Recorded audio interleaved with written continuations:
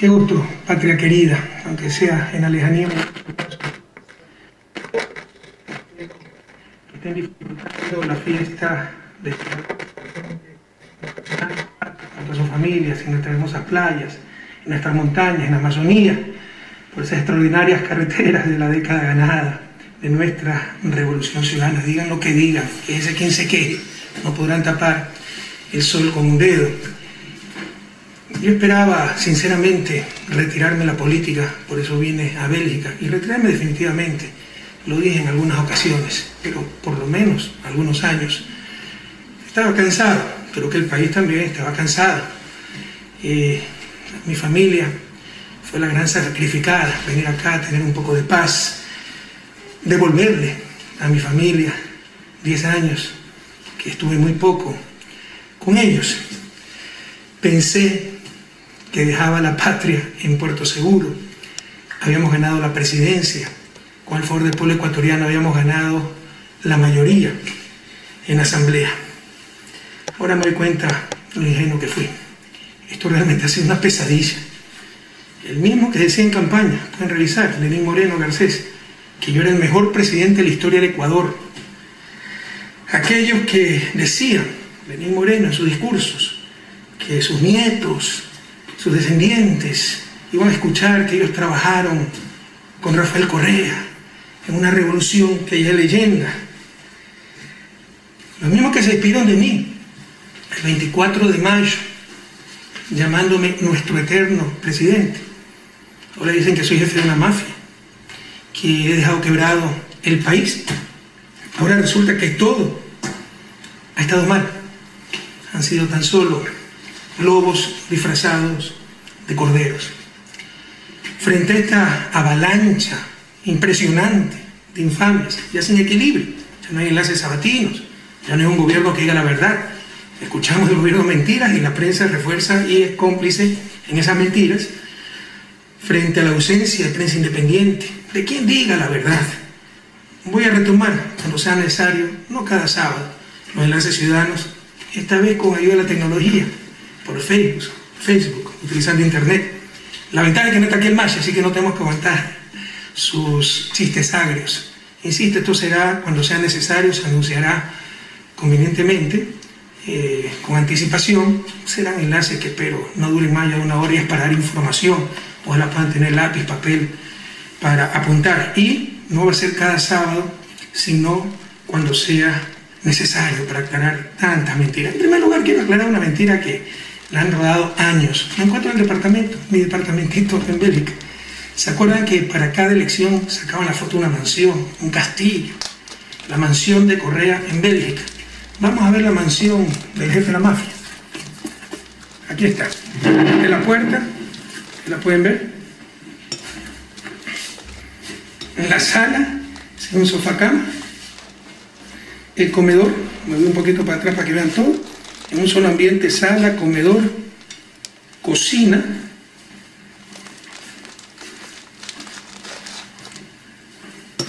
Voy a pasar a la única habitación que tiene el departamento. Habitación detrás de la cocina. Esta es la mansión. Aquí pues con recuerdo de mi patria, obviamente, como el sombrero de paja toquilla. Entonces, en verdad, se trata de un departamento de una habitación para una pareja de estudiantes, en el que se puede estar por vacaciones, apretados, en el sofá cama, arreglándonos como podamos. Realmente para vivir era demasiado pequeño, en consecuencia pues incluso he tenido que arrendar un departamento un poco más amplio y voy a tratar de hacer aquí mi oficina, poner mi escritorio, mis libros. Traje como 200 kilos en libros porque me quería dedicar a la vida académica. Una de las tantas mentiras que se dijeron, eso es lo que hemos tenido que aguantar 10 años. 10 años de infamia, calumnia. Sí cansa, compañeros, sí cansa. Pero bueno, como siempre decimos, nos pueden doblar pero no quebrar. Ahora nos hablan de diálogo. Qué bueno, yo me pasé dialogando 10 años. Me pasé dialogando con los tricicleros, con los vendedores informales, con los artesanos, con los pequeños industriales, con las trabajadoras sexuales, con los grupos LGBTI, con los familiares de los desaparecidos, nos reuníamos cada 6 meses. Ahora se reúnen con los poderes que nos hicieron tanto daño, en buena hora que el país se una y que se converse incluso con esos poderes, pero obviamente con principios, con valores, no con sometimiento, no con legitimación. ¿Cómo es posible que se converse con gente que ni siquiera rectifica sus mentiras? ¿Cómo es posible que se converse con gente mientras se sigue insultando a sus supuestos compañeros? Ya sabemos que no hemos sido compañeros, no hemos sido considerados, no han creído en nosotros, pero pensábamos al inicio aquello. Yo jamás me hubiera sentado a conversar con alguien que insultaba en ese entonces mi vicepresidente, Lenín Moreno, pero son cuestiones de principios, son cuestiones de valores, de forma de ser, de cada quien. Pero realmente lo que hemos tenido es un completo entreguismo. El reparto de la patria cual botín entre piratas. Toma esto para ti, toma esto para los otros, buscando decirle a todos los grupos lo que quieren escuchar, a los periodistas, a los militares, a los indígenas, no haciendo lo correcto, haciéndolo más fácil. Jóvenes, así nunca saldremos de su desarrollo. Vamos a ser como los ríos, totalmente curvos, que se desvían a cada instante antes de llegar al mar, porque buscan donde la tierra es más débil. No es que buscan llegar lo más pronto posible al objetivo, en nuestro caso el objetivo del desarrollo.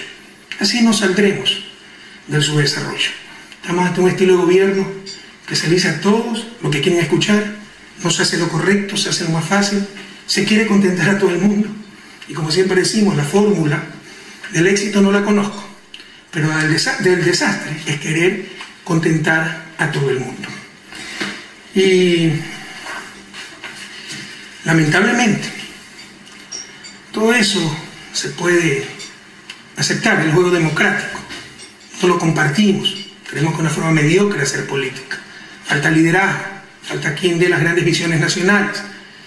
Pero en el juego democrático, lo intolerable es que para criticar a sus compañeros, a aquellos por los que están ahí, en esos puestos en estos momentos, los que arriesgan hasta la vida por construir la patria nueva, se utilicen 2 armas muy bajas, terribles, utilizadas por la oposición con sus medios de comunicación.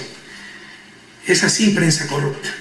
La del país quebrado, ustedes saben que soy especialista en economía, y la de la corrupción. ¿Qué golpe más bajo? Cuando hemos hasta arriesgado la vida para luchar contra la corrupción. Y no solo que no hemos robado, compañeros, no hemos dejado robar. El caso Petrocodo de Brecht. Por supuesto que van a existir casos aislados. Si un gobierno honesto no es donde no existen casos de corrupción, existen hasta en el Vaticano. Lo ha dicho el Papa Francisco.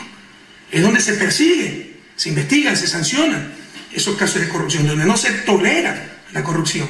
Y nosotros no la hemos tolerado. Fíjense el país que teníamos antes, de que llegaban al aeropuerto, inmigración, ya había problema. Sacar algo de las aduanas, si no pagaban no podían sacar.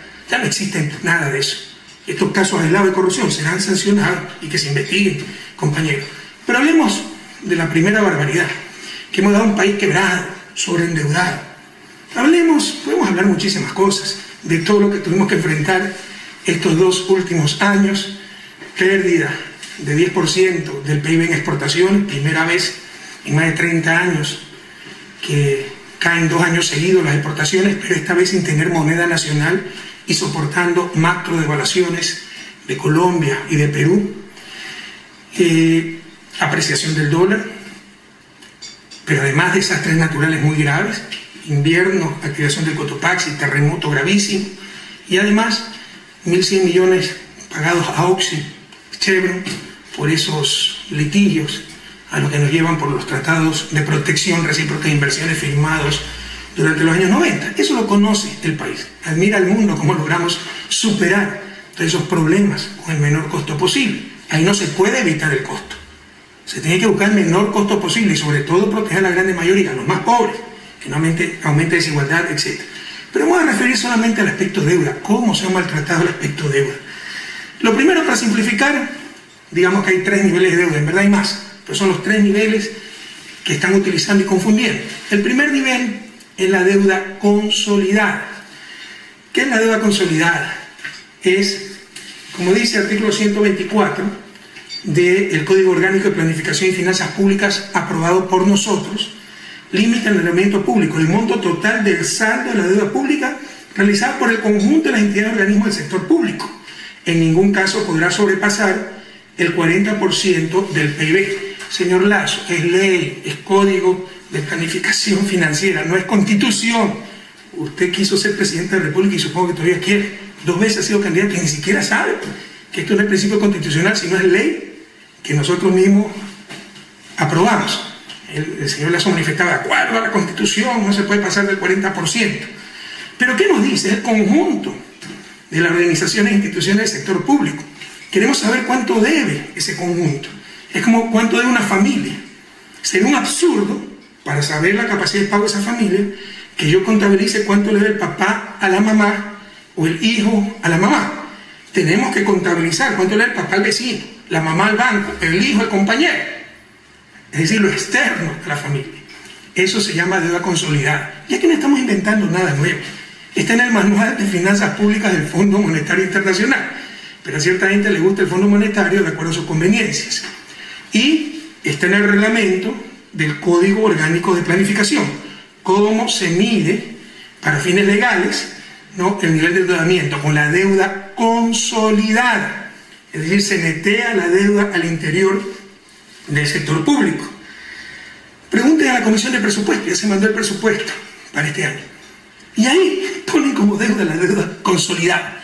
Pero por marketing político, el discurso es otro, ¿no?, que la deuda es 3 veces más grande. Pero, más aún, salgamos del país. Vayan a The Economist, la revista más importante de economía, que no nos quiere mucho, nos vive criticando. Vayan a su página de deuda. Esto lo voy a subir más tarde en mi Facebook. HTTP es la página más importante que conozco, más completa, más didáctica. http://www.economist.com/content/global-debt/clock. Se los voy a subir, insisto, a mi Facebook. Y ahí verán pues las mismas cifras. Y verán cómo en los 10 años de Revolución Ciudadana ellos clasifican a los países de verde, los que tienen bajo endeudamiento, hasta rojo intenso, los que tienen mucho endeudamiento. En los 10 años de Revolución Ciudadana, Ecuador ha estado en verde. Esto debería ser suficiente para cualquier persona de recta intención, de buena fe. Estamos ante politiquería, no estamos en un discurso técnico y peor aún, que busque la verdad. Esa deuda consolidada, compañeros, en mayo del 2017 fue de 27.7%, mucho más abajo que el techo de 40%. Y para efecto de comparación, yo llegué como ministro de Economía y Finanzas en abril del 2005. Al 2004, a fines del 2004, esa misma deuda era 32.1%, es decir, sin terremoto, sin desplome de exportaciones, sin ningún problema económico, la deuda era mayor en el 2004 que en el 2017. Y nadie decía nada, porque se trata de simple politiquería, compatriotas. Politiquería. ¿Cuál es el otro concepto de deuda que utilizan? La llamada deuda agregada. Ahí sí se suma lo que el papá le debe a la mamá, lo que el papá le debe al hijo. Ah, pero entonces está bien, es para ver la capacidad de pago del papá. En consecuencia, llevándolo al plano público, la capacidad de pago del gobierno. Qué pena. Porque en esta deuda agregada se suman las deudas de los gobiernos locales. Es decir, la deuda del municipio de Quito para construir el metro de Quito por centenas de millones de dólares. Es decir, la deuda del municipio de Guayaquil para poner alcantarillado sanitario, un crédito con el Banco Mundial, no recuerdo cuánto era, pero decenas de millones de dólares. Todo eso se suma en la deuda agregada. No hay por dónde, no hay por dónde. Lo que quiere decir es que queremos saber cuánto debe el gobierno. Aquí están sumando lo que deben los gobiernos locales. Además, se incluyen cerca de 7.000 millones del gobierno, de deuda del gobierno al IES. Ahí está el gobierno por no pagarle al IES. Esa deuda, ¿saben cómo se engendró? Eran los 1.000 millones anuales que teníamos que pagar innecesariamente por un 40% de subsidio a las pensiones jubilares, pese a que el IES tenía excedentes de liquidez. Era un absurdo total económico. ese subsidio. Yo lo suspendí, por eso me dijeron enemigo del 10. No entienden que todas las cosas salen del mismo sitio, de los recursos del pueblo ecuatoriano.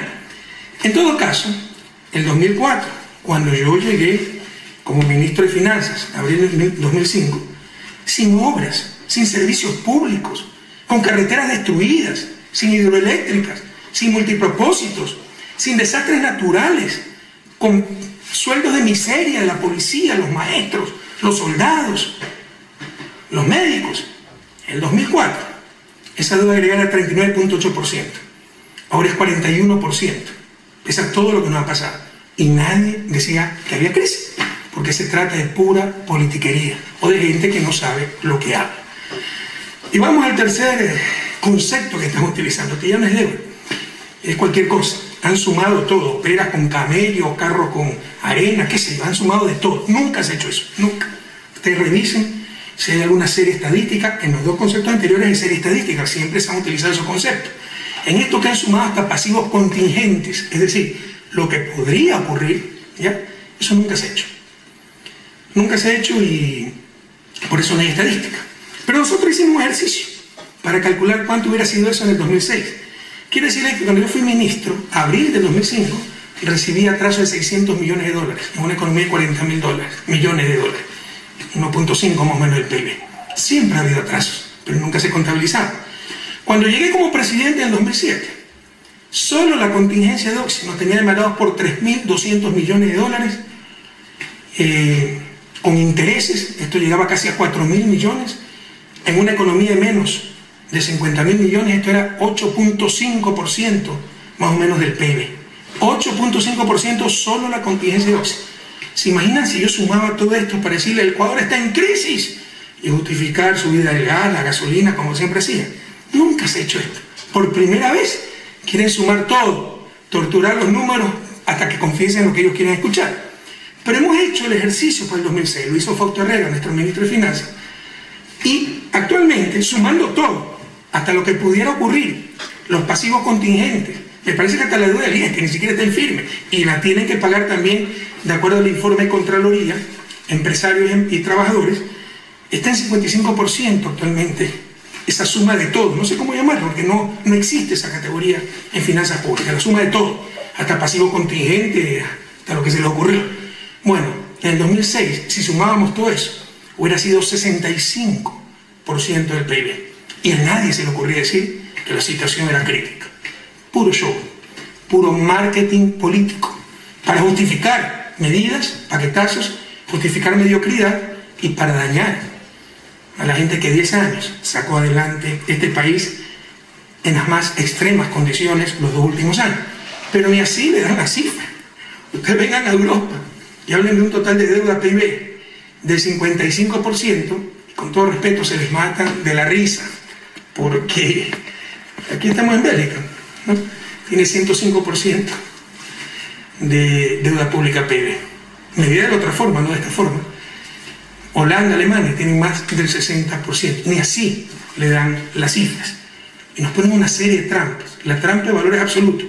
La deuda se triplicó y comparan en valores absolutos la deuda de una economía de 40.000 millones con una economía de más de 100.000 millones. Con el gobierno de Revolución Ciudadana, la economía más que se duplicó en tamaño. Jóvenes, más que se duplicó en tamaño.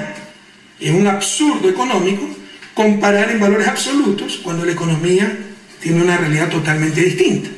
Es como que yo diga, antes debía 100, cuando ganaba 500, pero estoy fregado, gano 200, debo 200, pero antes debía 100 cuando ganaba 500. Ahora estoy fregado, debo el doble, 200, pero gano 2.000, 4 veces más. Por supuesto que estoy mejor. En el primer caso, $100 de $500 es 20%. En el segundo caso, $200 de $2.000 es el 10%. Eso es lo obvio. Por eso se mide en relación al tamaño de la economía. En mi ejemplo, en relación al tamaño del ingreso. Pero midiendo en valores absolutos, esa persona, en mi ejemplo, duplicó su deuda.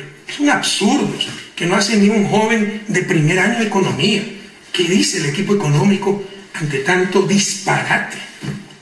¿Qué dice la academia? ¿Dónde está la universidad? ¿Dónde están los departamentos de economía serios? No es ideológico, que lo que hacen es religión más que ciencia. Además, compañeros, se conocían las cifras. Todo se le dio al nuevo equipo. Por primera vez en la historia se hizo un proceso de transición y nos sacan como gran descubrimiento el sumar peras y camellos. Pero no solo aquello. ¿Cómo no van a conocer las cifras si está el mismo equipo económico? El mismo equipo económico. Cambió el ministro. El nuevo ministro era asesor del Banco Central. El resto es prácticamente el mismo equipo. ¿Cómo no van a conocer las cifras? Pero nos las presentaron como un descubrimiento para decirle que no había mesa servida y que la situación era crítica. Puro show político para justificar probablemente el paquetazo, ya veremos más adelante, o mediocridad, compañeros. Y ahora, ¿con qué ingratitud, con qué deslealtad llaman a esto el gasto irresponsable? Gasto irresponsable. La misión Manuel Espejo, para la que hay 90 millones de dólares, fue gasto irresponsable. La delegación de Lenín Moreno en Ginebra durante 4 años, representando a los discapacitados, fue gasto irresponsable. Que nos digan, pero seriamente, sin tonterías, ¿dónde está ese gasto irresponsable? Irresponsable. Era no hacer hidroeléctrica, pues, por lo cual perdíamos miles de millones anuales. Irresponsable era no hacer multipropósitos. Y nuestros campesinos perdían sus cosechas, centenas de millones, que no se registraban en ningún lado. Era tan solo arruinar la vida de la gente. Irresponsable era no tener carreteras, no tener escuelas decentes, no tener subcentros de salud, no tener hospitales. No me hablen de responsabilidad. Responsables fueron los que nunca hicieron nada por este país. ¿Cuál es la verdad, queridos jóvenes, compatriotas? ¿Cuál es la verdad? No saben cómo financiar sus demagógicas ofertas de campaña. No saben cómo financiar sus demagógicas ofertas de campaña. Una de ellas, 325.000 casas. Y dicen que 60% va a ser totalmente gratis. Porque por último uno podría pensar que las venden, recuperan el dinero y vuelven a trabajar con ese dinero. En realidad eso es imposible, porque una casa se paga en el largo plazo. Necesitan un flujo muy grande. Pero además han dicho que el 60% de esas casas serán gratis. Volvimos a la política del mercadillo, del mercado, de la ganga, de las ofertas a diestra y siniestra, sin responsabilidad, sin decir cómo se van a financiar esas ofertas de campaña. 325.000 casas en el periodo de gobierno significan, hagan las cuentas, 81.250 casas por año. 81.250 casas por año. Es decir, 223 casas diarias. ¿Saben cuántas casas deberían tener hechas? Y si quieren ser más exquisitos, casi 10 casas por hora. Pero más allá de eso, asumiendo que esas casas para clases populares, ¿no?, vivienda social se llama, cuesten $15.000, que no cuestan, cuestan por lo menos 20.000. La construcción, el terreno con servicios, a no ser que quieran poner casas en terrenos sin servicio, lo cual sería una irresponsabilidad. Pero asumiendo piadosamente que cuesten $15.000 por año para construir 81.250 viviendas, van a necesitar 1.218,75 millones de dólares. 1.218,75 millones de dólares por año, solo para las viviendas, sin contar la demagógica oferta de duplicación de los bonos. ¿De dónde van a sacar esa plata? Como saben que no la van a poder sacar, como saben que en el presupuesto no han incluido las viviendas ni la duplicación del bono, ya está en la proforma presupuestaria. Pregúntenle al presidente de la comisión si han incluido las ofertas de campaña. No están, porque no tenían financiamiento. Ahora tratan de justificar su demagogia, diciendo que entonces que todo estaba mal y por eso no van a poder cumplir las ofertas, o justificando para darnos un paquetazo y ahí tratar de hacer algunas casas. No nos dejemos engañar, esa es la verdad. Han hecho ofertas absolutamente demagógicas sin financiamiento. Y luego nos dicen que lo van a financiar con la venta del avión presidencial. Qué insulto a nuestra inteligencia. Y qué incomprensión del mundo moderno. No entender que un avión ejecutivo, en este caso para 13 pasajeros, es un instrumento de trabajo. Les hago una propuesta, compañeros y jóvenes, y las vamos a concretar en el futuro. Vamos a ver si las ponemos en el blog Economía en Bicicleta. También hemos hecho un instituto de pensamiento político y económico, el Faro, para generar este pensamiento, para buscar transparencia en la política. Les propongo un observatorio ciudadano, para vigilar, pues, que se hagan las 223 casas por día que han ofrecido. 223 casas por día. Saquemos cuenta. Ya sí, entregaron algunas casas en Manaví. Esas fueron hechas por nosotros, por la reconstrucción del terremoto. Incluso reciben ayuda de todo el mundo y así van a poder. En Guayaquil también tiene un programa que iba a construir Nebot, ya le pasó las casas, el costo de las casas al gobierno. Pero ni aún así van a poder cumplir con esto. Dijeron que lo iban a financiar vendiendo los bienes inmobiliarios, que íbamos a tener 307 millones. Ya se vendieron los bienes inmobiliarios. Sacamos unos 80 millones, el resto de bienes no eran comerciales. No sé si van a obtener más bienes de alguna empresa pública privatizando. En todo caso, saquemos cuenta. Vamos, cada día viendo cuánto vende. Les insisto, tienen que construir 223 casas por día. Tienen que vender 307 millones de bienes. Todo eso nos han dicho. Dijeron que iba a vender los carros de lujo. La presidencia no tenía carros de lujo. Y hasta donde recuerdo, el único carro de lujo que había era en la vicepresidencia, cuando Lenín Moreno era vicepresidente. Por ahí creo que Cancillería tiene 2 carros bastante seguros y cómodos cuando vienen mandatarios extranjeros. Pero en la presidencia no había carros de lujo, eso fue prohibido por mí hace tiempo. Veamos cuántos carros de lujo venden y cuánto obtienen por eso. Vean cuántos carros de lujo había y cuánto obtienen por eso. Es puro show. No están resolviendo los problemas. No están engañando. Están haciendo un espectáculo, un marketing político y del más bajo nivel.